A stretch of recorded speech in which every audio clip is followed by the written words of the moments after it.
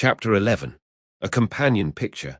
Sidney, said Mr. Stryver, on that self-same night or morning to his jackal, mix another bowl of punch. I have something to say to you. Sidney had been working double tides that night, and the night before, and the night before that, and a good many nights in succession, making a grand clearance among Mr. Stryver's papers before the setting in of the long vacation. The clearance was effected at last. The Stryver arrears were handsomely fetched up. Everything was got rid of until November should come with its fogs atmospheric and fogs legal, and bring grist to the mill again. Sidney was none the livelier and none the soberer for so much application. It had taken a deal of extra wet toweling to pull him through the night.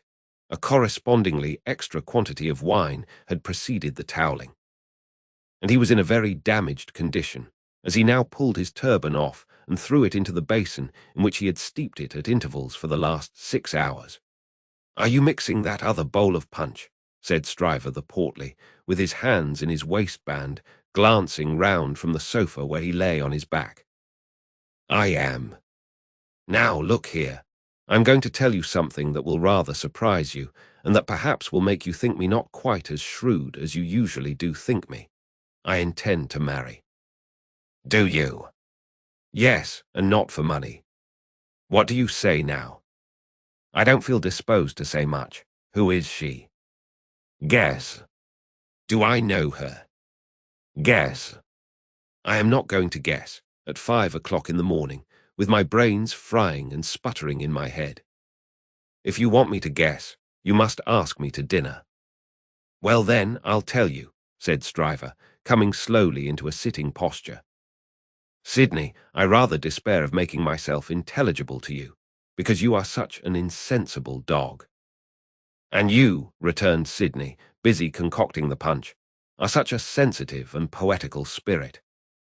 "Come," rejoined Stryver, laughing boastfully, "though I don't prefer any claim to being the soul of romance, for I hope I know better, still I am a tenderer sort of fellow than you." "You are a luckier, if you mean that."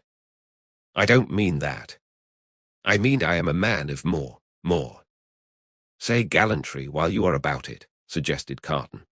"Well, I'll say gallantry. My meaning is that I am a man," said Stryver, inflating himself at his friend as he made the punch, "who cares more to be agreeable, who takes more pains to be agreeable, who knows better how to be agreeable in a woman's society than you do." "Go on," said Sidney Carton. "No, but before I go on," said Stryver, shaking his head in his bullying way, "I'll have this out with you. You've been at Dr. Manette's house as much as I have, or more than I have. Why, I have been ashamed of your moroseness there. Your manners have been of that silent and sullen and hangdog kind, that, upon my life and soul, I have been ashamed of you, Sidney.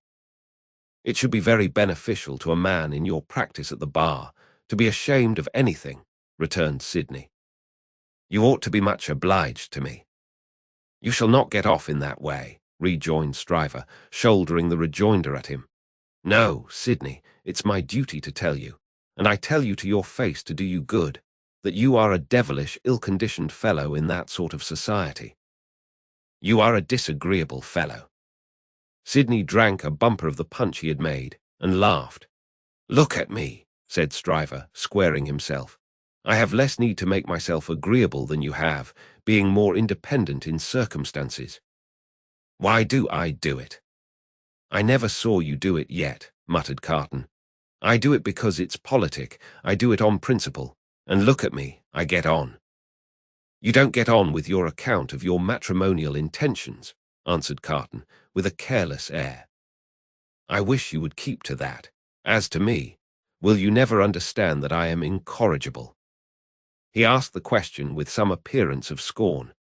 "You have no business to be incorrigible," was his friend's answer, delivered in no very soothing tone. "I have no business to be at all that I know of," said Sidney Carton. "Who is the lady?" "Now, don't let my announcement of the name make you uncomfortable, Sidney," said Mr. Stryver, preparing him with ostentatious friendliness for the disclosure he was about to make, "because I know you do mean half you say, and if you meant it all, it would be of no importance." I make this little preface because you once mentioned the young lady to me in slighting terms. I did. Certainly, and in these chambers. Sidney Carton looked at his punch and looked at his complacent friend. Drank his punch and looked at his complacent friend. You made mention of the young lady as a golden-haired doll. The young lady is Miss Manette. If you had been a fellow of any sensitiveness or delicacy of feeling in that kind of way, Sidney, I might have been a little resentful of your employing such a designation. But you are not. You want that sense altogether.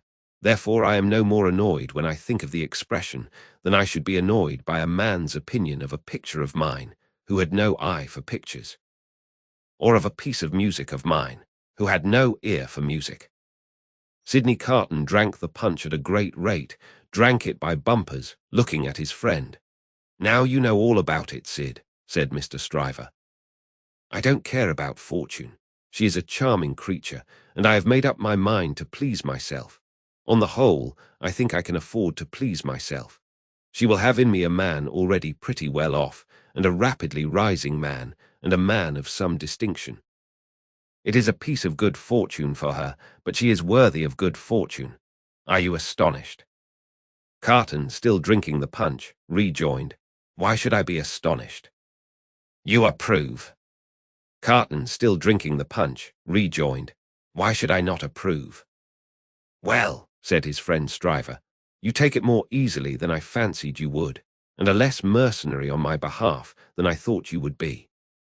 Though, to be sure, you know well enough by this time that your ancient chum is a man of a pretty strong will. Yes, Sidney, I have had enough of this style of life, with no other as a change from it.